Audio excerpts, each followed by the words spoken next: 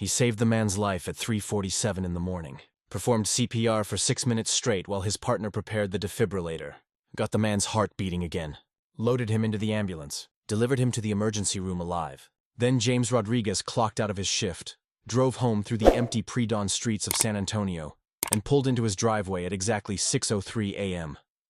20 minutes later, he was dead, shot twice in the chest while still sitting in his truck, killed by the same man whose life he'd just saved. The man had followed him home, had waited in the darkness, had murdered the paramedic who'd given him a second chance at life. Why? Because 12 years earlier, James Rodriguez had witnessed something he wasn't supposed to see, something the man had spent over a decade trying to bury, and when James's face appeared above him during that medical emergency, when their eyes met as James fought to restart his heart, the man realized his secret wasn't buried anymore. It was sitting in an ambulance, wearing a paramedic's uniform, and it had to be eliminated. This is the story of James Rodriguez, a man who dedicated his life to saving others, who worked night shifts so he could spend days with his 2 young daughters, who'd responded to over 4,000 emergency calls in his 10-year career, who'd saved countless lives without ever expecting recognition or reward. This is the story of how saving one more life cost him everything. And this is the story of how, 12 years later, a deathbed confession finally revealed the truth about the paramedic who died for doing his job too well. James Michael Rodriguez was born on August 7, 1974, in San Antonio, Texas, to parents who both worked in healthcare. His mother, Elena, was a nurse at Methodist Hospital. His father, Miguel, worked as a respiratory therapist at the same facility. James grew up surrounded by medical terminology, shift schedules, and stories about saving lives. From an early age, he understood that healthcare wasn't just a job. It was a calling that required dedication, compassion, and the ability to function under extreme pressure. As a child, James was energetic and fearless. He climbed trees that other kids considered too high. He jumped off diving boards before he could swim properly, forcing his father to dive in after him. He took apart household appliances to see how they worked, rarely managing to put them back together correctly. His mother called him Mi Pequeño Tornado, my little tornado, because he left chaos in his wake but always with innocent intentions. High school revealed James's natural leadership abilities. He was elected class president junior year not because he campaigned, but because everyone instinctively trusted him. He had that quality some people possess, a calm competence that made others feel safe. When there was a crisis, people looked to James. When there was a problem, James found solutions. He wasn't the loudest person in the room, but he was often the most effective. After graduating in 1992, James attended San Antonio College, working toward an associate's degree in emergency medical services. He could have pursued a bachelor's degree, could have become a physician's assistant, or even a doctor. His grades were good enough. His parents encouraged it. But James had discovered during his clinical rotations that he loved the immediacy of emergency medicine. He loved being first on scene, loved the problem-solving required when you had minutes or seconds to make life or death decisions, loved knowing that his actions directly determined whether someone lived or died. He became a certified paramedic in 1996 at age 22. His first job was with San Antonio Emergency Medical Services, the city's primary ambulance provider. The work was exactly as intense as he'd hoped. 12-hour shifts filled with overdoses, car accidents, heart attacks, shootings, and every other medical crisis humans could experience.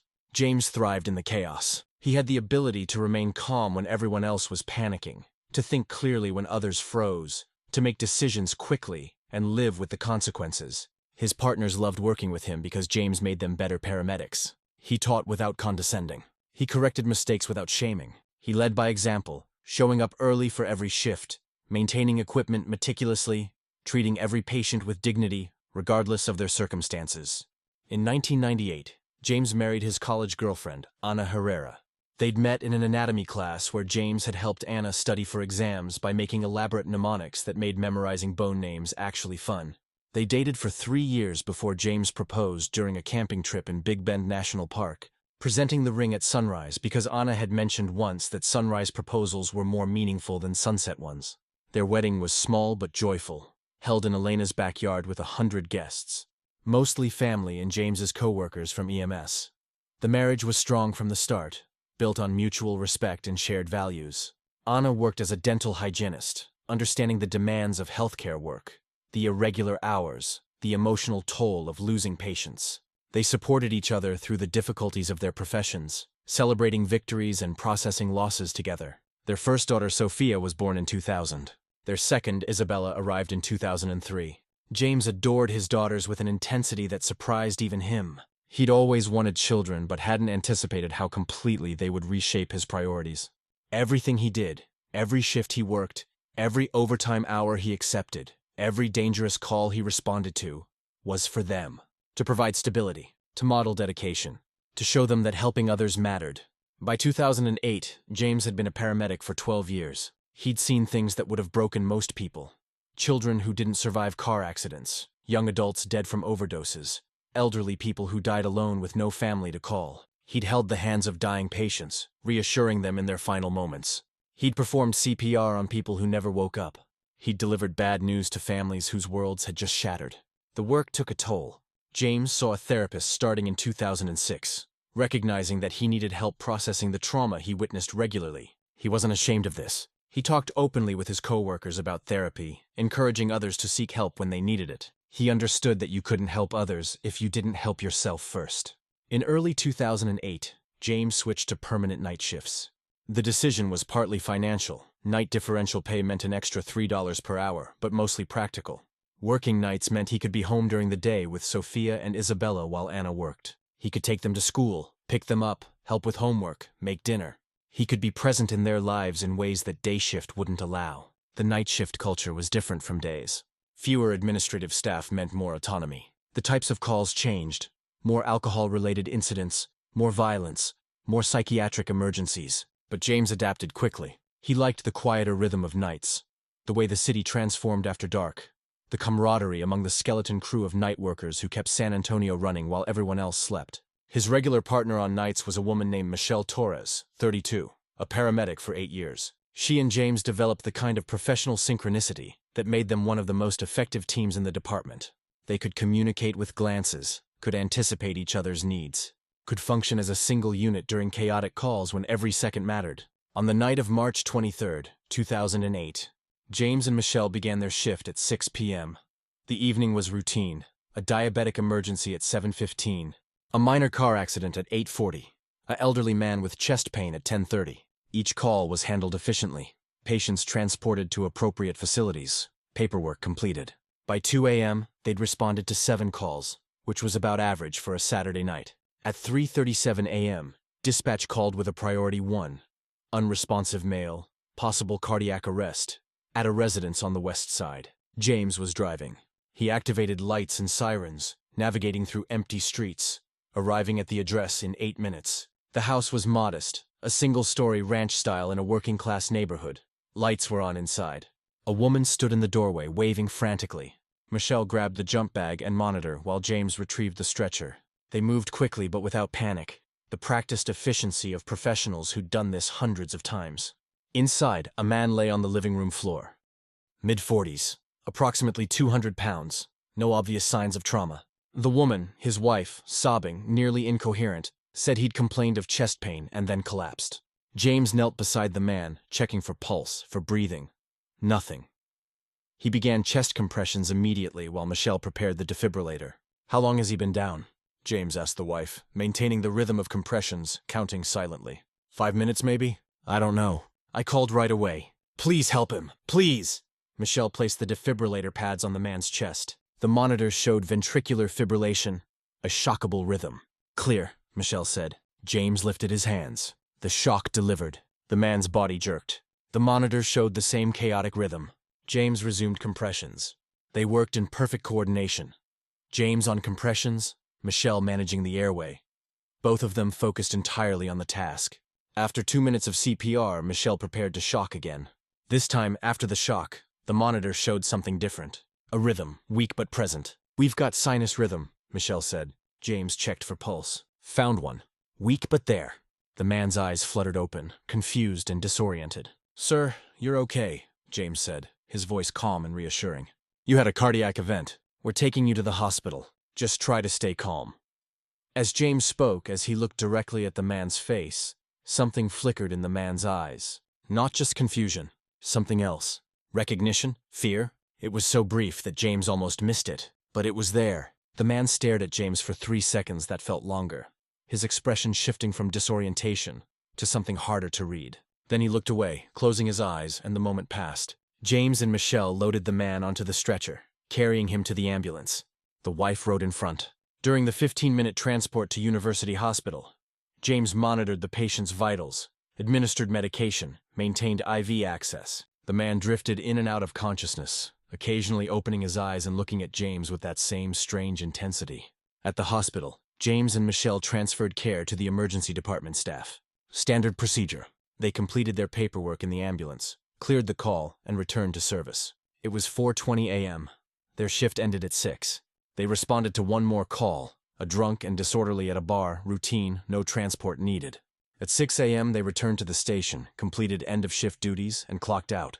James said goodbye to Michelle, got in his truck, and began the 20-minute drive home. He was tired but not exhausted. It had been a good shift. They'd saved someone, the cardiac arrest patient who'd had a pulse when they'd transferred him at the hospital. That was always satisfying. The calls where you made a real difference. James didn't know the man's name, didn't know anything about him beyond the 15 minutes they'd spent together. But he'd helped save his life, and that mattered. James pulled into his driveway at 6:03 a.m. The sun was just beginning to rise, painting the sky in shades of orange and pink. His house was quiet. Anna and the girls would still be sleeping. James could shower, maybe get a few hours of sleep before Sophia and Isabella woke up.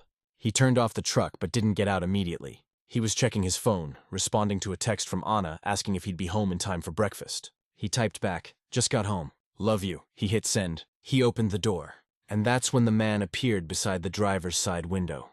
The same man, the cardiac arrest patient, standing in James's driveway, very much conscious, very much alive, and holding a gun. James had 1 second to process what was happening. 1 second to understand that the man had followed him. 1 second to realize he was in danger. He tried to move, tried to reach for the door to close it, but the man fired twice. Both shots hit James in the chest. Point-blank range. James slumped sideways in the driver's seat, blood spreading across his paramedic uniform. The man reached in, checked for pulse. Found none. Then he walked calmly to a car parked on the street, got in, and drove away. Inside the house, Anna heard the gunshots. She ran to the window, looked out, saw James's truck in the driveway with the door open. She called 911 while running outside. Found James bleeding, unresponsive. Performed CPR while screaming for help, her training as a healthcare worker overriding her shock. Neighbors emerged. Someone else called 911 again.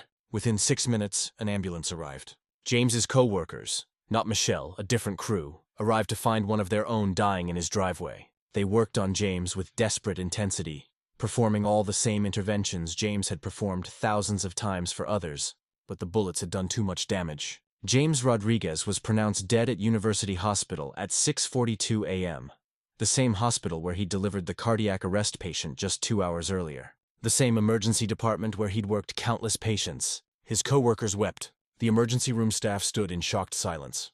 And Anna, covered in her husband's blood, had to call her mother-in-law and tell her that James was gone. The investigation began immediately. Anna described what she'd seen. Nothing, really, just heard the gunshots. Neighbors reported seeing a car parked on the street that drove away shortly after the shots. But no one had noted the license plate. Security cameras in the area were reviewed, but the angle and distance made identification difficult. Detective Carlos Mendez caught the case. He was 48, a homicide detective for 12 years, and the murder of a paramedic made him furious. James Rodriguez had dedicated his life to helping people. He'd saved lives, and someone had executed him in his own driveway. Why? The obvious first theory was a robbery, but James's wallet was still in his truck. His wedding ring was still on his finger. Nothing had been stolen. So not robbery. Revenge? Had James somehow angered someone? Detectives interviewed his co-workers, his family, his friends. Everyone described James the same way. Kind, dedicated, professional. He didn't have enemies. He didn't have conflicts. He was a good husband, a good father, a good paramedic. So who killed him, and why? Detective Mendez reviewed James's recent calls, looking for anyone with a motive. Maybe a patient who'd been angry about treatment? Maybe a family member upset about a patient who didn't survive? But nothing obvious emerged. James's recent calls were routine. No complaints against him. No incidents that would inspire murder. The case consumed Mendez. He worked it obsessively, interviewing hundreds of people, following every lead. But by June 2008, 3 months after James's murder, the investigation had stalled. No useful forensic evidence. No witnesses who could identify the shooter. No clear motive. James Rodriguez's murder went cold. His family was left with questions that had no answers. His daughters grew up without their father. His coworkers mourned a colleague and friend whose death made no sense. And somewhere in San Antonio, the man who'd murdered James went about his life, believing he'd gotten away with it. He had for 12 years. But in 2020, that would change. Because the man who'd murdered James Rodriguez was dying. And before he died, he needed to confess. The man's name was Daniel Crawford. He was 57 years old in 2020, dying of lung cancer in a hospice facility in Dallas. He had weeks left, maybe days. The cancer had metastasized everywhere: lungs, liver, bones. He was in constant pain despite the morphine, and he knew with certainty that he was dying. Daniel had lived a complicated life. Born in Houston in 1963, raised by a single mother who worked 2 jobs to keep them housed and fed. He'd been a smart kid but troubled, getting into fights, stealing from convenience stores, using drugs by age 14. By 18, he'd been arrested 3 times, twice for theft, once for assault. But he'd avoided serious prison time, serving only short stints in county jail that did nothing to rehabilitate him. In his 20s, Daniel had worked various jobs: construction, security, landscaping, never staying anywhere long. He used drugs recreationally, mostly cocaine and methamphetamine, funding his habit through small-time dealing and occasional burglaries. He was arrested again in 1991 for possession with intent to distribute, serving 18 months in state prison.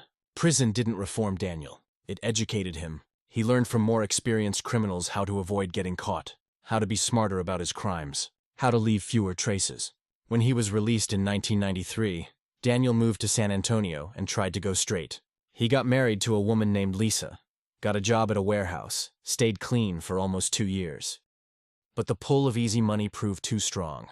By 1995, Daniel was dealing drugs again, this time more carefully, with better connections and more sophisticated methods. In January 1996, Daniel was involved in a drug deal that went catastrophically wrong.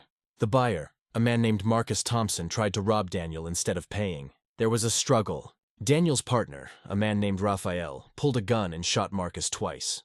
Marcus died in the parking lot of a closed shopping center on San Antonio's east side. Daniel and Raphael fled the scene, driving away in Raphael's car. But they didn't know there had been a witness. A young man, 22 years old, had been cutting through the parking lot on his way home from his shift at a nearby restaurant. He'd heard the argument, had hidden behind a dumpster, had watched the whole thing, had seen Raphael shoot Marcus, had seen both men's faces clearly under the parking lot lights. That witness was James Rodriguez. He'd been working as a server at a 24-hour diner to pay for paramedic school. He'd just finished a double shift and was exhausted, taking a shortcut through the parking lot to save 10 minutes of walking. When he'd heard shouting, his first instinct had been to hide. When he'd heard gunshots, he'd stayed hidden, watching in horror as a man died and 2 men fled. After they drove away, James had run to the victim, had checked for pulse, had tried to help even though it was obvious the man was dead. Then he'd called 911 from a payphone, had waited for police, had given a statement. He'd described both suspects in detail. The shooter was Hispanic, mid-30s, approximately 5'10", wearing a red jacket. The other man was white, early 30s, approximately 6 feet tall, wearing jeans and a dark shirt. James had been scared but determined. Someone had been murdered. The killers needed to face justice. He'd agreed to work with a sketch artist, producing detailed drawings of both men. The case detective told James his testimony would be crucial if they caught the suspects. James said he'd testify. He wasn't going to let fear stop him from doing what was right. Police investigated Marcus Thompson's murder for months. They identified Marcus as a small-time drug dealer, assumed the murder was drug-related, circulated the sketches James had helped create, but they never identified the suspects. Raphael and Daniel had been careful. The car they'd used was stolen, later found abandoned and burned. Neither man had been arrested at the scene. Without names to match to the sketches, the investigation stalled. By mid-1996, the case was cold. James Rodriguez moved on with his life. He graduated from paramedic school, started his career with San Antonio EMS, got married, had children.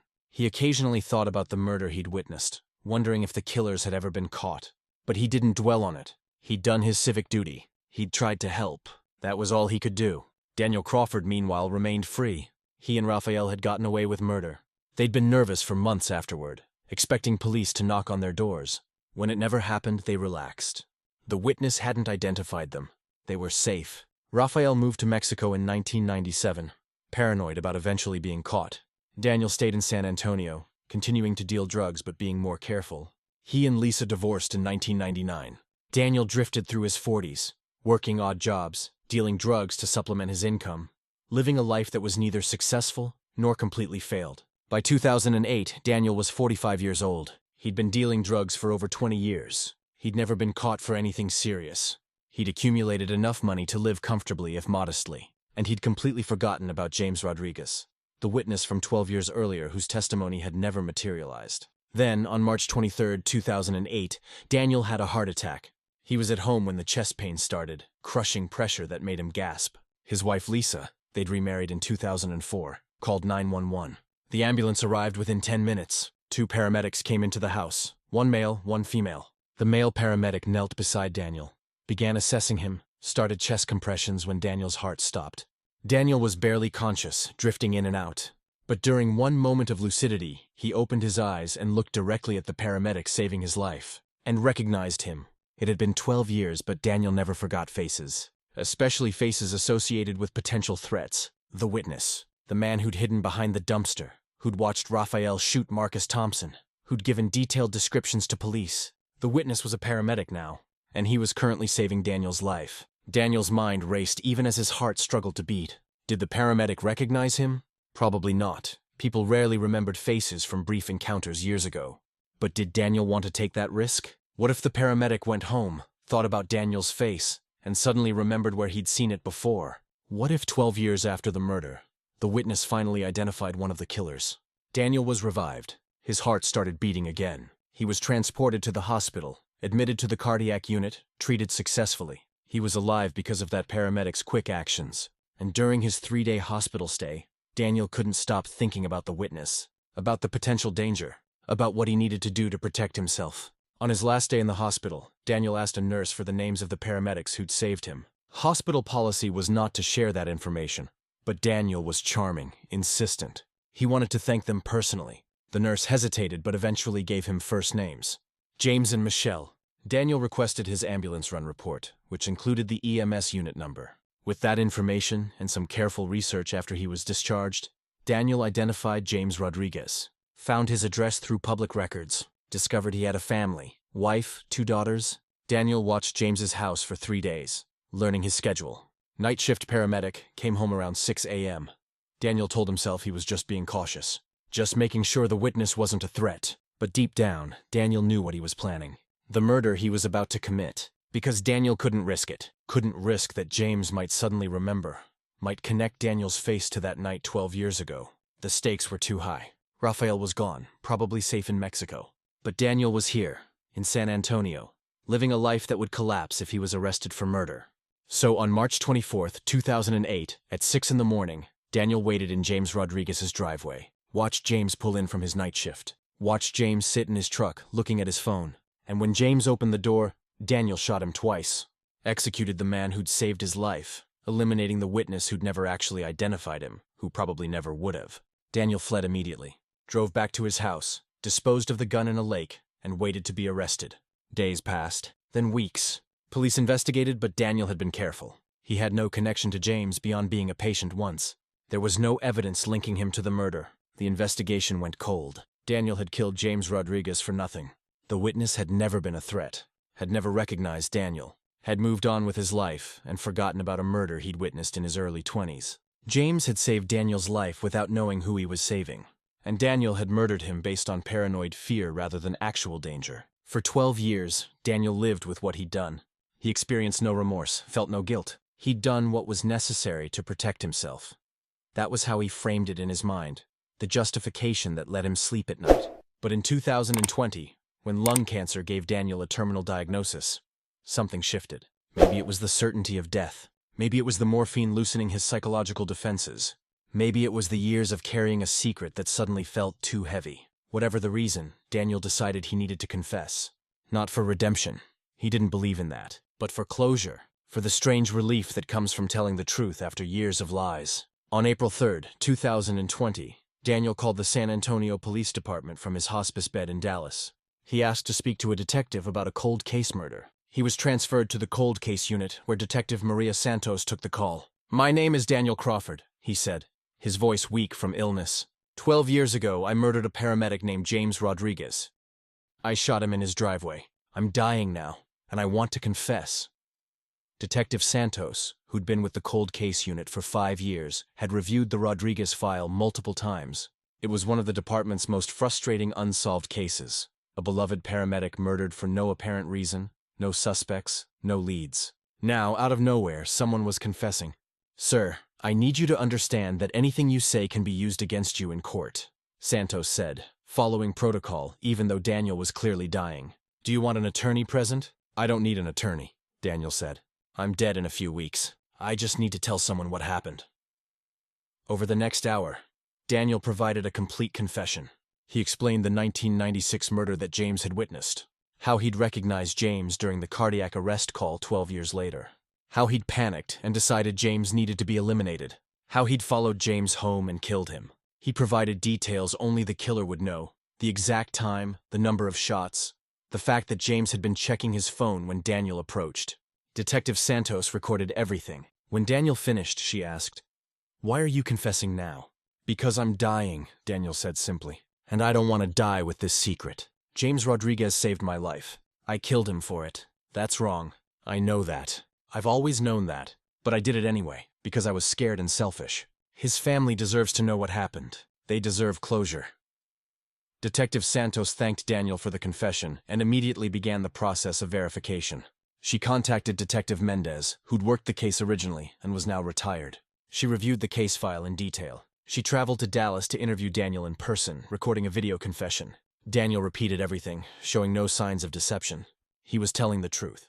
On April 10th, 2020, the San Antonio Police Department held a press conference announcing that James Rodriguez's murder had been solved through a deathbed confession. Ana Rodriguez, now 44, attended with her daughters Sofia and Isabella, now 20 and 17. Ana listened as Detective Santos explained what had happened. That James had been killed by a patient he'd saved. A patient who'd recognized him as a witness from 12 years earlier. That James's murder had been senseless, born from paranoid fear rather than actual threat. Ana cried. So did her daughters. Not from sadness. They'd been living with grief for 12 years. But from the strange relief of finally knowing, of finally understanding why their husband and father had been taken from them. "He died doing what he always did," Ana told reporters after the press conference. "Helping someone. Saving someone. James never expected gratitude or recognition. He just wanted to do his job. And he was killed for being good at it. That's the tragedy. He was murdered for being exactly who he was supposed to be." Daniel Crawford died on April 18, 2020, 8 days after the press conference. He was never formally charged with James Rodriguez's murder. His death occurred before the legal process could proceed. But his confession was documented, verified, and accepted by law enforcement as the resolution of a 12-year-old cold case. James Rodriguez's name was added to the National EMS Memorial, honored among the paramedics and EMTs who died in the line of duty. His family established a scholarship in his name at San Antonio College, supporting students pursuing careers in emergency medicine. And every year on March 23rd, James's former co-workers at San Antonio EMS gather to remember their colleague, their friend, the paramedic who saved his own killer's life and died for it. Ana Rodriguez struggled with the confession in ways she hadn't anticipated. For 12 years, she'd wondered why James had been murdered, had created theories in her mind, random violence, mistaken identity, a patient with a grievance. Learning the truth should have brought closure. Instead, it brought new questions. Had James recognized Daniel Crawford during that cardiac arrest call? If he had, would he have treated him differently? Would James have refused to save the man who was about to kill him? Ana knew the answer. James would have done his job regardless. He'd taken an oath to help everyone, without judgment, without consideration for personal safety. That was who James was. But the knowledge that he'd saved his own killer, that his skill and dedication had kept alive the man who would murder him hours later, that irony was almost unbearable. Sophia, 20 years old and studying nursing at the University of Texas, processed the confession by trying to understand Daniel Crawford's psychology. What kind of person murders their rescuer? What level of paranoia and selfishness does that require? She read books on criminal psychology, trying to make sense of senselessness. She never reached a satisfying answer because there wasn't one. Some actions exist beyond the reach of understanding. Isabella, 17 and finishing high school, reacted with rage. She wanted Daniel Crawford prosecuted posthumously, wanted his name attached to shame and consequences. She wrote angry journal entries about the injustice of a murderer dying peacefully in hospice rather than prison. Her therapist helped her process the rage, helped her understand that anger was normal and healthy, and that she needed to find ways to channel it productively. The wider EMS community responded to the case with a mix of grief and recognition. James Rodriguez's story wasn't unique. Paramedics and EMTs faced violence regularly. Assaults from patients, attacks from bystanders, threats from people angry about treatment or transport or outcomes. They worked in dangerous environments, often alone, often with limited protection. James's murder was extreme, but the vulnerability he'd experienced was something every EMS worker understood. The case sparked conversations about EMS safety. Should paramedics carry weapons? Should they have police escorts on certain calls? Should they receive more training in threat assessment and self-defense? These questions had no easy answers. The nature of emergency medicine required trust. Patients needed to believe paramedics were there to help, not harm. Introducing weapons or increased security measures could undermine that trust, make people hesitant to call for help. But paramedics also deserved protection. They deserved to go home safely after their shifts, to not fear that saving someone's life might lead to their own death. It was a tension without clear resolution, a problem that existed in the space between competing values. Detective Santos, who'd taken Daniel Crawford's confession, continued investigating after his death. She wanted to verify every detail, ensure the confession was accurate. She tracked down Lisa Crawford, Daniel's ex-wife, who confirmed that Daniel had been hospitalized for a cardiac event in March 2008. She reviewed Daniel's hospital records, confirming he'd been treated by San Antonio EMS. She obtained phone records showing calls Daniel had made after being discharged, including calls to directory assistants that could have been used to find James's address. Everything checked out. Daniel Crawford had been telling the truth. Santos also investigated the 1996 murder that Daniel had mentioned, Marcus Thompson, shot in a parking lot. That case was still unsolved. Santos pulled the file, found the witness statement from James Rodriguez, found the sketches he'd helped create. And she found something interesting. The sketch of the shooter, Rafael somebody Daniel had said, matched a man who'd been killed in Mexico in 2003. Rafael Gutierrez, shot during a drug deal in Tijuana. The shooter had been caught and imprisoned. Rafael had gotten his own violent end, justice of a sort even if not through official channels. The other sketch, of Daniel Crawford, was remarkably accurate considering it had been drawn from James's description 24 years earlier. Young James had been observant, detailed, exactly the kind of witness prosecutors dream of. If Daniel had been arrested back in 1996, James's testimony would have convicted him. But Daniel had never been arrested, and James had died never knowing that the murder he'd witnessed as a young man would eventually connect to his own death. The Marcus Thompson murder was officially closed, solved through Daniel Crawford's confession, even though Daniel was dead. Thompson's family, mother, and 2 siblings were notified. They experienced their own complex emotions, similar to Ana Rodriguez's. Relief at knowing what happened, anger at the delay, grief that Marcus's murder had led indirectly to another death 12 years later. It was a chain of violence that had finally ended, but had claimed multiple victims along the way. In San Antonio, James Rodriguez became something of a local legend. The paramedic who saved his killer. The story was so ironic, so tragic, that it took on mythological qualities. A documentary was produced, interviews conducted, James's life examined in detail. Some people criticized this, arguing that media attention exploited James's death, turned tragedy into entertainment. Others felt the attention honored James's sacrifice, ensured his story wouldn't be forgotten. Anna participated in the documentary reluctantly. She wanted James remembered but worried about exploitation. In the end, she agreed because the documentary focused on James's life and career rather than just his death. It interviewed his co-workers, his patients, people whose lives James had touched. It showed who he'd been, dedicated, compassionate, skilled, rather than just how he'd died. The documentary ended with footage of the James Rodriguez Memorial Scholarship Award ceremony. 5 students received scholarships that year, all planning careers in emergency medicine. They stood on stage, young and hopeful, pursuing the same calling James had dedicated his life to. Anna watched from the audience, Sophia and Isabella beside her, and felt the complicated mix of emotions that had become familiar over 12 years. Pride in James, grief at his absence, hope that his legacy would inspire others. And underneath it all, the persistent question that had no satisfying answer. Why? Why had Daniel Crawford been so paranoid that he'd murdered a man who'd probably never have remembered him? Why had fear overwhelmed gratitude? Why had a life saved led directly to a life taken? Anna would never understand. Some questions existed beyond understanding. All she could do was honor James's memory, support her daughters, and find ways to live with loss that never fully healed. She did that as best she could. She attended every memorial event. She spoke at EMS conferences about the dangers paramedics faced. She advocated for better safety protocols, better mental health support, better recognition of the sacrifices EMS workers made. She turned her grief into action, channeling it into changes that might protect other paramedics, prevent other families from experiencing what she'd endured. It wasn't closure. Closure wasn't possible, but it was purpose. And sometimes, purpose was enough. The story of James Rodriguez and Daniel Crawford raises uncomfortable questions about justice, redemption, and the nature of confession. Daniel's deathbed confession solved a cold case, gave a family answers, brought a kind of closure. But it also denied formal justice. Daniel died peacefully in hospice, never prosecuted, never imprisoned, experiencing no legal consequences for murder. Was that acceptable? Does confession without punishment constitute justice? Different people answered differently. Some, like Isabella Rodriguez, felt cheated. A murderer had escaped justice by dying before facing trial. That seemed fundamentally wrong, a failure of the system. Others, like Ana Rodriguez, felt that knowledge was its own form of justice. She knew what happened. She knew why. That knowledge, however painful, was valuable. It allowed her to stop wondering, stop creating theories, stop living with the uncertainty that cold cases impose on families. Detective Santos fell somewhere in between. She'd solved a case, which provided professional satisfaction.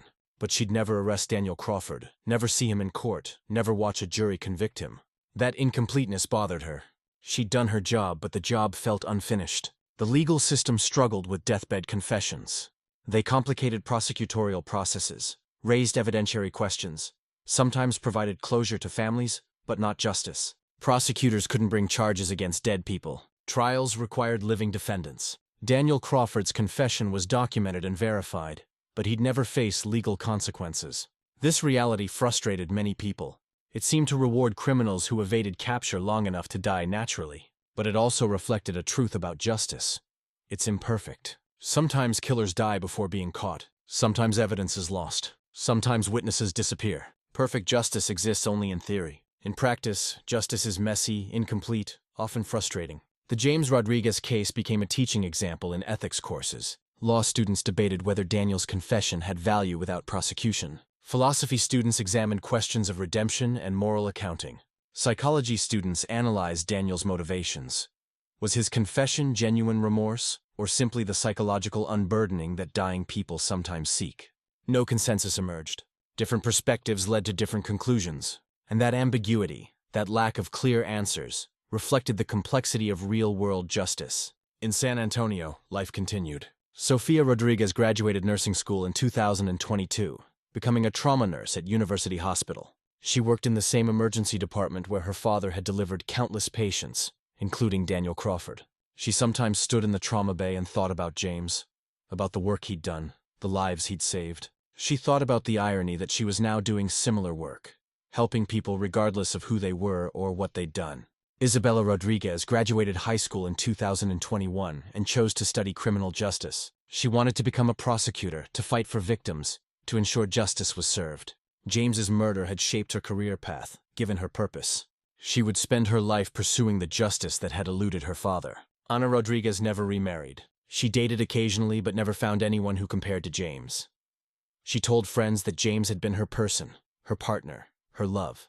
Losing him had created a void that couldn't be filled. She was content with that. She had her daughters, her work, her memories. That was enough. Every March 23rd, on the anniversary of James's death, Ana and her daughters visited his grave at San Fernando Cemetery. They brought sunflowers, James's favorite. They stood quietly, each lost in their own thoughts, their own memories. Then they'd go to breakfast at James's favorite restaurant, ordering his usual huevos rancheros and coffee, and toasting his memory. It was their ritual, their way of honoring James, of keeping him present in their lives even though he'd been gone for over a decade. In 2025, 17 years after James Rodriguez's murder, and 5 years after Daniel Crawford's confession, a reporter asked Ana if she'd forgiven Daniel. Ana considered the question carefully before answering. "Forgiveness isn't something I think about," she said finally. "Daniel murdered my husband. He took my daughter's father. He destroyed our family. Forgiving that seems impossible. But I also don't spend my time hating him. He's dead. Hatred wouldn't change anything. So I don't forgive, but I also don't actively hate. I just exist with what happened, with the reality that James is gone and Daniel was responsible. That's all I can do." It was an honest answer, Not satisfying in the way clear moral statements are satisfying, but true to the complexity of real grief, real loss, real life. James Rodriguez's legacy extended beyond his family.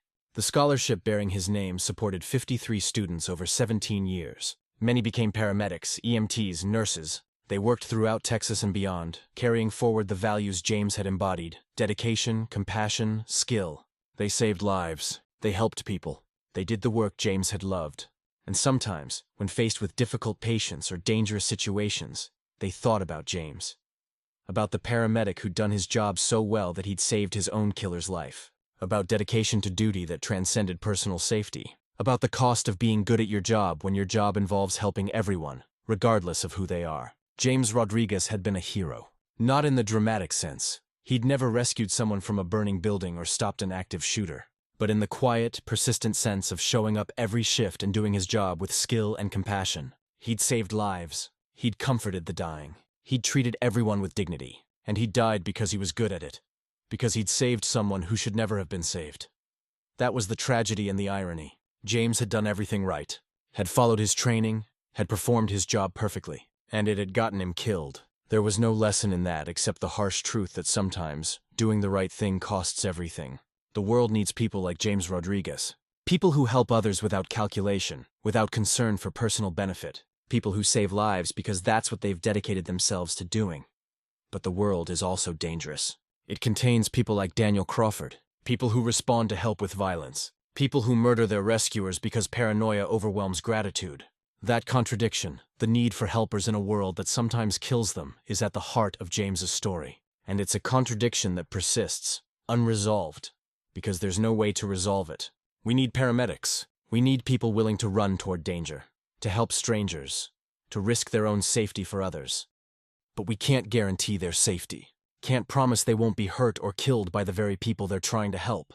James Rodriguez understood that risk. Every paramedic does. They accept it as part of the job. They show up anyway, shift after shift, call after call, because someone has to, because people need help, because it matters. James died doing work that mattered. That's something. Not enough. His daughters deserved to have their father. Anna deserved to have her husband. The world deserved to have James Rodriguez saving lives for another 30 years. But it's something. His life had meaning. His work had value.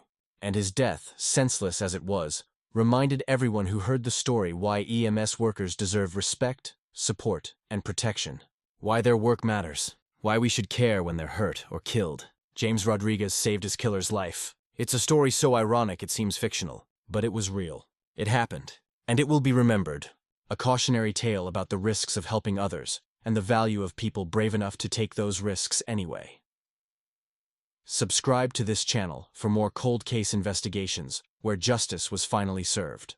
Every case matters. Every victim deserves to be remembered. Like this video if you believe persistence in seeking justice matters, even decades later. Comment below. Which cold case would you like me to cover next? Thank you for watching, for caring, and for remembering that behind every cold case is a real person who mattered to real people.